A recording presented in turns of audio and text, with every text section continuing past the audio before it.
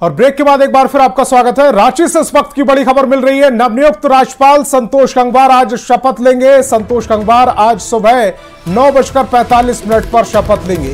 रांची पहुंचने पर नवनियुक्त राज्यपाल का भव्य स्वागत किया गया था। एयरपोर्ट पर भी उन्हें गार्ड ऑफ ऑनर दिया गया था। सीएम हेमंत सोरेन समेत कई मंत्रियों ने उनसे मुलाकात की, लेकिन आज वो शपथ ग्रहण लेंगे। इस वक्त की बड़ी खबर आपको बता रहे हैं, सुबह 9:45 बजे वो शपथ ग्रहण करेंगे। रांची पहुंच चुके हैं संतोष कुमार गंगवार। उस दौरान की तस्वीरें दिखा रहे हैं आपको। कई मंत्रियों ने उनसे मुलाकात की थी। सीएम हेमंत सोरेन भी इस दौरान मौजूद रहे। उन्होंने गुलदस्ता देकर उनका स्वागत किया। सीएम हेमंत सोरेन के साथ कई और मंत्री भी उनसे मुलाकात करने पहुंचे थे। गार्ड ऑफ ऑनर भी उन्हें दिया गया था। एयरपोर्ट पर उनका भव्य स्वागत भी किया गया था। और आज जो बड़ी खबर अपडेट ये आ रहा है कि 9:45 यानी 9:45 बजे वो शपथ ग्रहण करेंगे।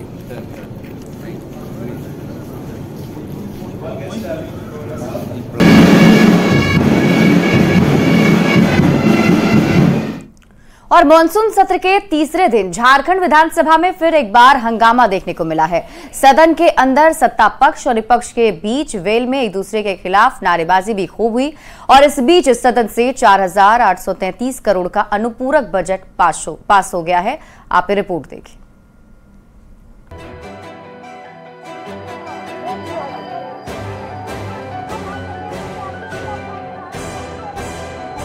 मॉनसून सत्र के तीसरे दिन झारखंड विधानसभा में फिर एक बार जमकर हंगामा हुआ।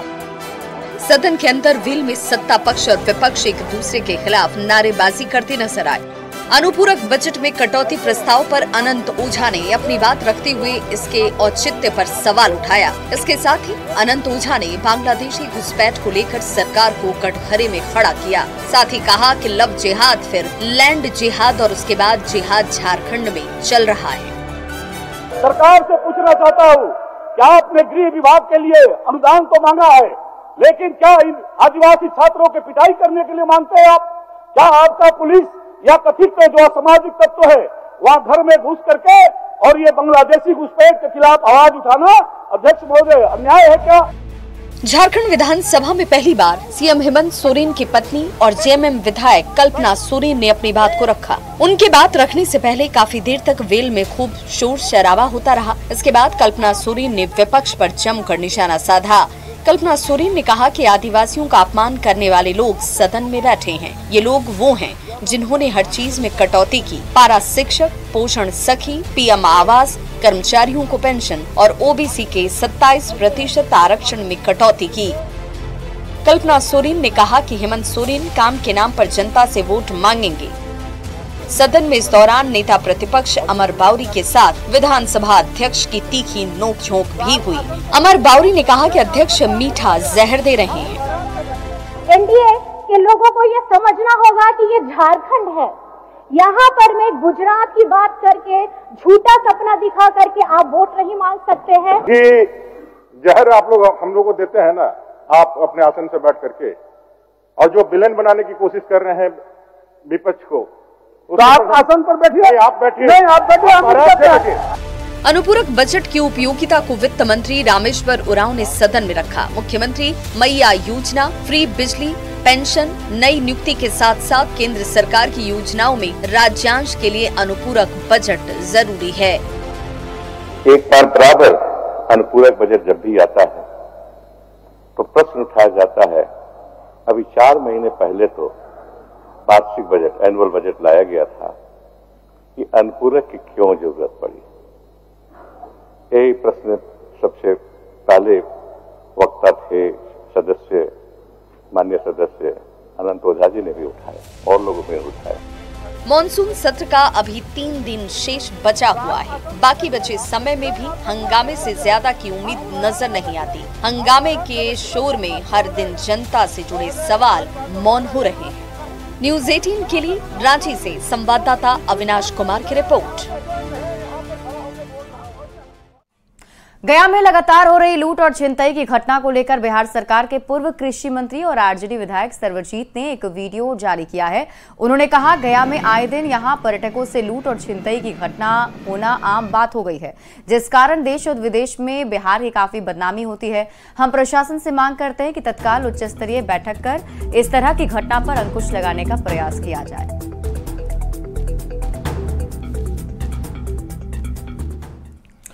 और पटना सिटी के अंगम कुआं स्थित बिहार के इकलौते संयुक्त खाद्य एवं औषधि जांच प्रयोगशाला के दिन फिर से बहुरेंगे। राष्ट्रीय परीक्षण और अंश शोधन प्रयोगशाला प्रत्यानन बोर्ड यानी NABL की टीम ने हाल ही में प्रयोगशाला का मूल्यांकन किया है। जांच रिपोर्ट के आधार पर संस्थान की मान्यता आगे भी बरकरार रहेगी।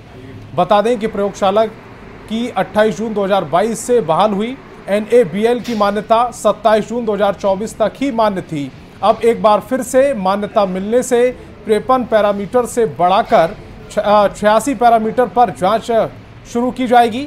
बताया जा रहा है कि NABL की मान्यता बहाल होने से संस्थान में 3.5 करोड़ की लागत से बने माइक्रोबायोलॉजी लैब चालू कर दिया जाएगा। माइक्रोबायोलॉजी लैब में खाद्य एवं पेय पदार्थ में कीटनाशक, फंगस समेत 118 प्रकार की जांच शुरू हो जाएगी।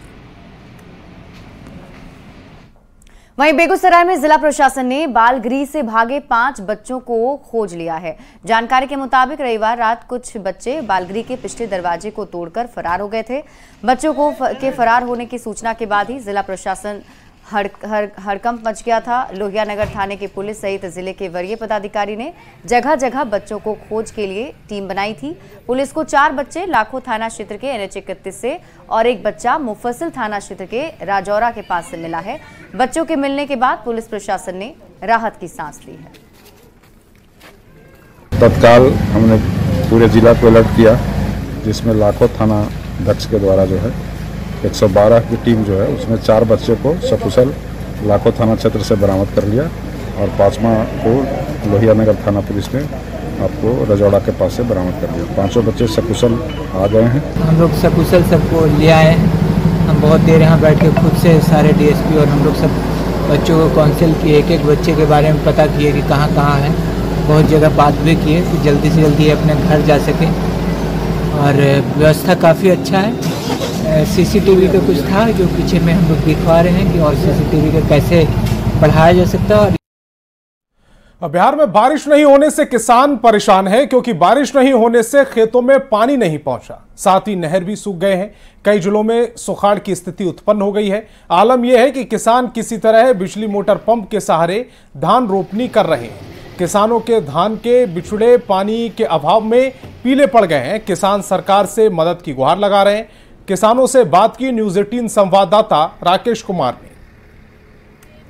मंत्री नीतीश कुमार जी ने डीजल अनुदान किसानों के लिए किया है। बिजली को भी पहले जो उसका तो अभी 14 घंटा उसको किया गया है, तो बढ़ाया गया है कि ताकि किसानों को कोई दिक्कतों का सामना। इस साल नहर में पानी नहीं आने और कम बारिश होने के कारण धान उत्पादक किसान काफ़ी परेशान हैं। अब देख सकते हैं किसी तरह से किसान जो है खेतों में धान की रोपनी शुरू की है। कुछ किसान हैं हमारे साथ मौजूद, हम इनसे जानते हैं। क्या नाम हुआ आपका? रामजी यादव। कितना परेशानी है, बारिश नहीं हो रहा? पूरे परेशानी है। कैसे आप लोग रोपनी कर रहे हैं? हम लोग बिजली के द्वारा जो है रोपनी कर रहे हैं। वर्षा नहीं हो रहा है।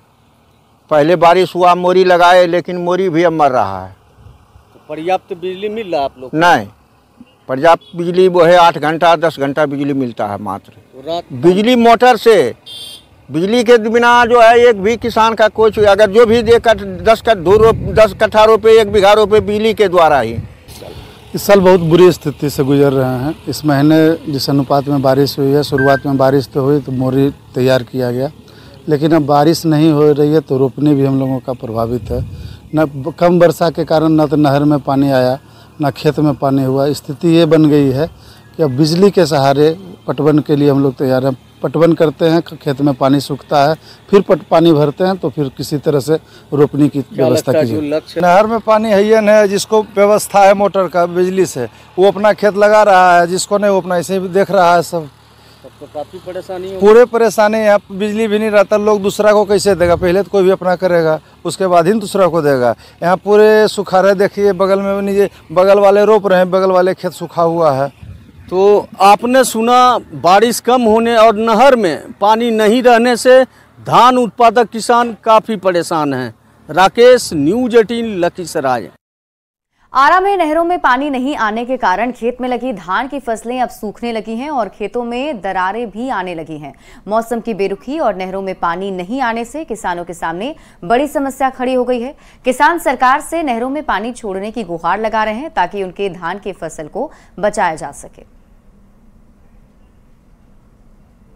अब खेत में दरार पड़ रहल बा और मरे के नतीजा लाग रहल बा। माने बारिश नहीं हो? बारिश हो के कमी से बहुत वर्षा थोड़ा भी नहीं हो रहा है, इस कारण से ऐसा हो रहा है। तो मैंने कैसे लग रहा है कि सूख जाएगा? एक सुझाव उपाय मैंने उपाय नहर में भी पानी नहीं के ना, नहर में पानी कहाँ, नहर भी यहाँ पानी नहीं दे रहा है। अच्छा, कि कैसे क्या होगा? कुछ खेत रोपा गया है, कुछ नहीं रोपा है, रोपा गया है वो भी सूख रहा है, एकदम वो सूख रहा है, सब पौधा सूख रहा है। कैसे मेहनत तो बेकार चल जाएगा? मेहनत से बेकार जा रहा है। भगवान इंद्र भी तो नाराज हैं लग रहा है। भगवान तो इंद्र नाराज हैं, लेकिन सरकार भी तो नाराज है, तभी तो नहीं दे रही है। कम से कम नहर तो देना चाहिए। कटिहार सदर अस्पताल में दलाल के खिलाफ अस्पताल प्रशासन ने प्रमुख जगहों पर पोस्टर चस्पा किया है और जिसमें सिविल सर्जन के अलावा अस्पताल प्रबंधक का नंबर भी जारी किया गया है ताकि लोग ऐसी स्थिति में आसानी से स्वास्थ्य विभाग के वरीय पदाधिकारियों को सूचना दे सकें। खबर पर ज्यादा जानकारी दे रहे न्यूज़ 18 संवाददाता सुब्रत। भ्रष्टाचार पर वार करने की कई कवायद कर रही है। कटिहार सदर अस्पताल को लेकर भी एक बड़ी चर्चा अक्सर हुआ करता था कि कटिहार सदर अस्पताल दलालों का अड्डा बन गया है, लेकिन अब कटिहार सदर अस्पताल इस शिकायत को गंभीरता से लिया है और इस तरह से पोस्टर चस्पा किया गया है। इसमें लोगों को दलालों से सावधान किया गया है और इसके लिए 2 नंबर बाकायदा सिविल सर्जन और जिला प्रबंधक का जारी किया गया है। अगर ऐसी कोई बात है तो लोग सीधे संपर्क कर ऐसी शिकायत कर सके। देखिए, ये तो एक सरकार के द्वारा बहुत ही अच्छी पहल है और हम समझते हैं कि बहुत अच्छा निर्णय लेके आज सिविल सर्जन और जिला कार्यक्रम प्रबंधक जी का नंबर को डिस्प्ले किया गया है, क्योंकि आए दिन अक्सर सुनने को मिलता है कि सदर अस्पताल में भ्रष्टाचार बहुत व्याप्त है। तो ठीक है, भ्रष्टाचार है, लेकिन उससे रोकथाम के लिए आज सरकार के द्वारा ये जो पहल है ये बहुत ही अच्छी पहल है और किसी भी पहल को शुरुआत तो करना ही पड़ता है। जब भी आते थे तो कोई महिला पकड़ लेते, क्या कराने आए हैं, वो कराने आए हैं, ऐसे है वैसे है, यहाँ नहीं अल्ट्रासाउंड रहता है, बाहर जाके कराइए। अब इस तरह से दलाल से छुटकारा मिल पाएगा, आम लोग को भी बहुत सारा फायदा होगा। हुआ है कि अल्ट्रासाउंड का मशीन खराब है, आप जो बाहर चलिए आपको 700 की जगह 500 में करा देते। इस तरह मेरे साथ भी घटना घटी है और अब इस तरह से लगाम लगा। जो पोस्टर चस्पा किया गया है, इससे उम्मीद कर रहे हैं कि सदर अस्पताल जो कटिहार में दलालों का घर बन गया है, अब इससे बहुत हद तक निजात मिल पाएगा। सुब्रत, न्यूज़ 18 कटिहार। नवादा सदर अस्पताल में सेंट्रलाइज्ड ओपीडी का शुभारंभ किया गया है। नए ओपीडी से मरीज के साथ ही डॉक्टरों को भी अब राहत मिल रही है। ओपीडी में अब एक ही छत के नीचे वाह विभाग, शिशु रोग विभाग, दंत विभाग, हड्डी रोग विभाग, स्त्री रोग विभाग और चमड़ा रोग विभाग की व्यवस्था की गई है, जहां सभी विभागों के स्पेशलिस्ट डॉक्टर भी उपलब्ध होंगे। अब मरीजों को इधर उधर दौड़ने की जरूरत नहीं पड़ेगी। नई व्यवस्था पर और अधिक जानकारी दे रहे हैं न्यूज़ 18 संवाददाता अनिल विशाल। अब ओपीडी की व्यवस्था बदल दी गई है और नए ओपीडी की व्यवस्था प्री फैब्रिकेटेड वार्ड में कर दी गई है, जिससे मरीज के साथ साथ डॉक्टरों को भी काफ़ी आसानी हो रही है।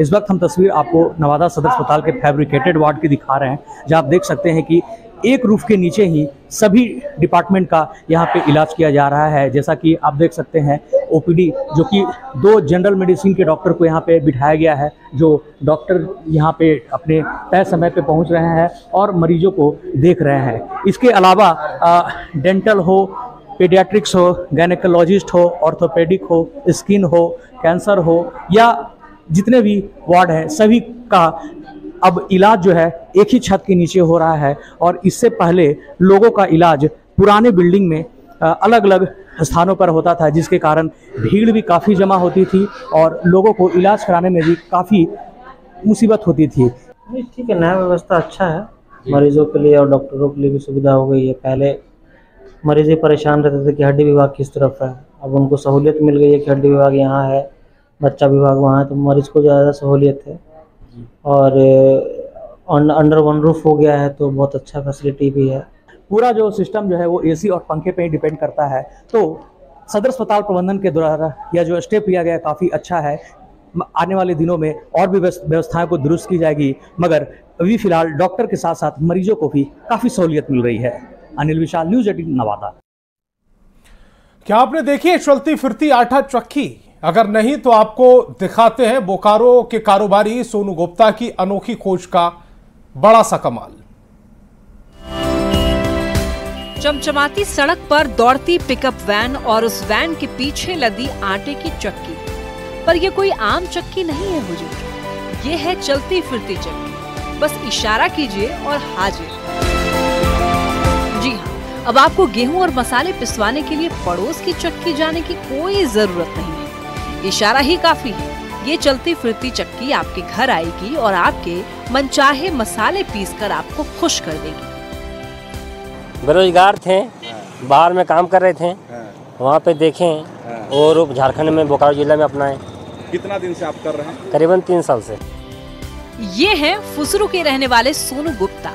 3 साल पहले काम के सिलसिले में साउथ इंडिया गए थे।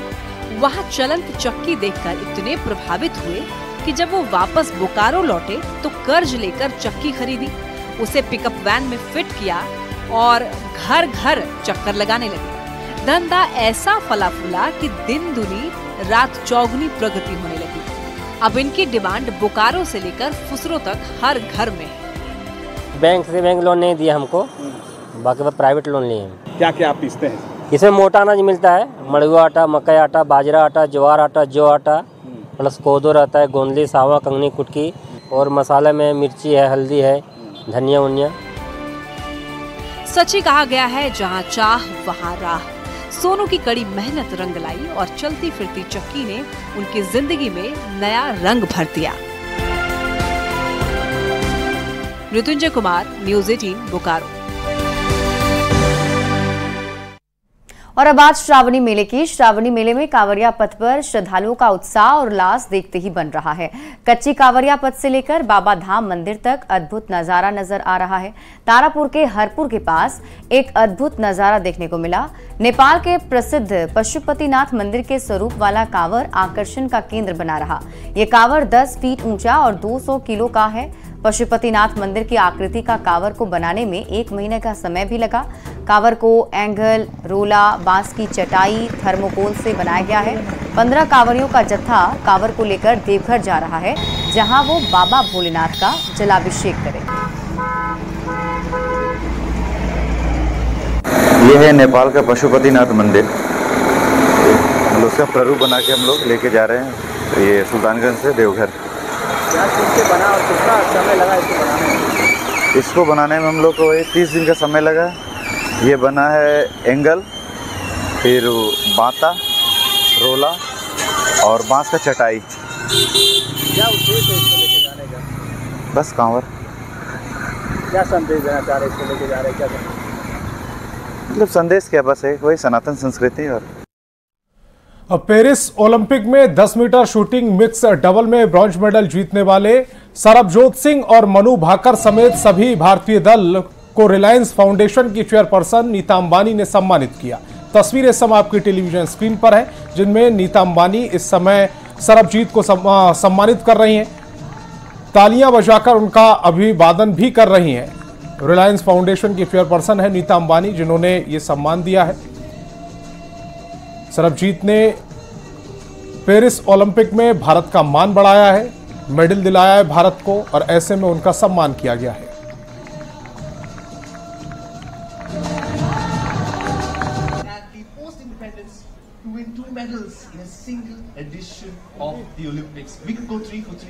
ये तो बस ट्रेलर है, क्योंकि पिक्चर अभी तो तस्वीरें इस समय आप देख पा रहे हैं, जहां पर नीता अंबानी ने खिलाड़ियों को सम्मानित किया, सरबजीत को सम्मानित किया, मनु भाकर को सम्मानित किया। इन्होंने भारत का मान बढ़ाया है।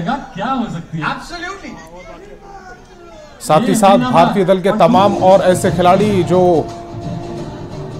फ्रांस में पेरिस ओलंपिक में भारत का मान बढ़ा रहे हैं, भारत का प्रतिनिधित्व कर रहे हैं। उन तमाम खिलाड़ियों के साथ नीता अंबानी खुशी बांटती हुई इन तस्वीरों में नजर आ रही। यह खेल को बढ़ावा देने का एक अद्भुत कदम है। Every single one of you has made us, all Indians, hold our heads higher with pride.